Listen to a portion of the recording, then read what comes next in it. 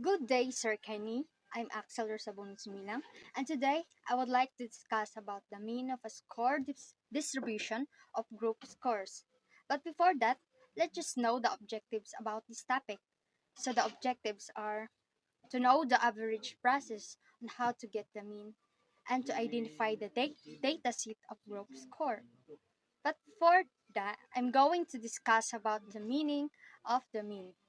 So, the mean is the average score calculated by dividing the sum of score by the number of examinees.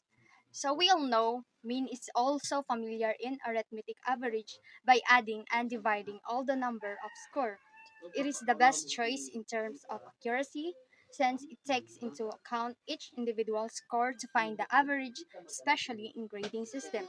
While the group score, it is the number of each class interval of a variable in which it is order grouping number or score. And it talks about the pattern of frequencies of a variable, the number of time each possible value of variable occur in the dataset.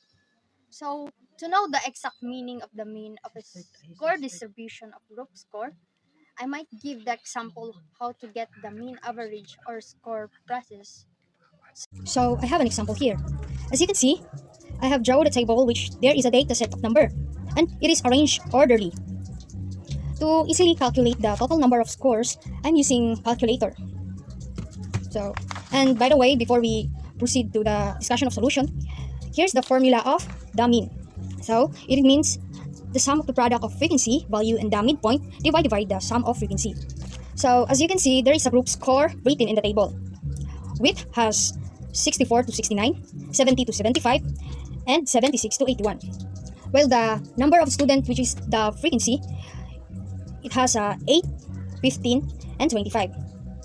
So as we can see, there are table that didn't fill any number or answer. So these are the midpoint and the FM, in which we need to find the answer. So to find the answer, the solution is it goes like this. We need to add first the width, like sample. Add the number of 64 plus 69.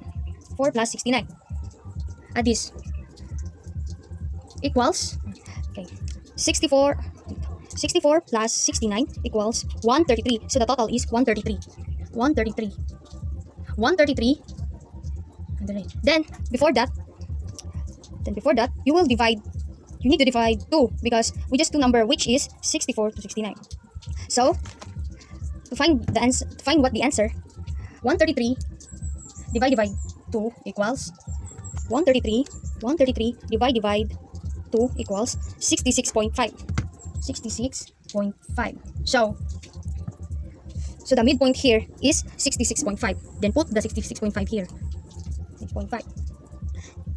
Next is, but before we proceed into the frequency value of midpoint, let's add first the number of students.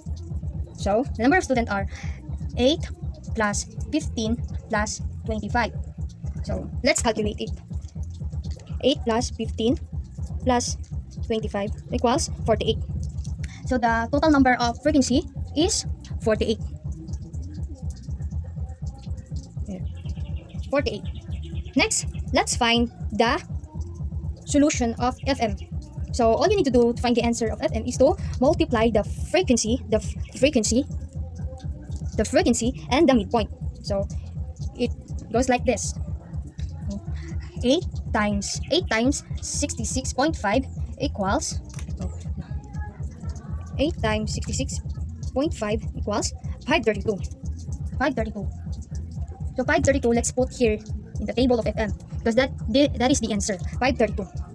Next is, and don't forget to total all the FM. Don't forget. So 532 plus 1087.5 plus 1962.5.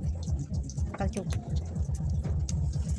532 plus 1087.5 plus 1962.5 equals 3,532. 3,582. 82. That is 82. to here, the total number of FM, 3,582. So to find the mean, again, here is the formula. The sum of frequency value and the midpoint divide the sum of frequency. So to find the mean, let's copy again the formula. Divide the sum of frequency. All you need to do is we need to follow the formula to know what is the pattern. And it goes like, the step is like this. So like this. Mean 3,581. And the frequency, which is the sum of frequency, is total of the number of students, which is 48. So need to divide the 3,581 divide 48. 3,581 divide 48. So the mean is equals, the mean is 74.60. So this is the answer of mean.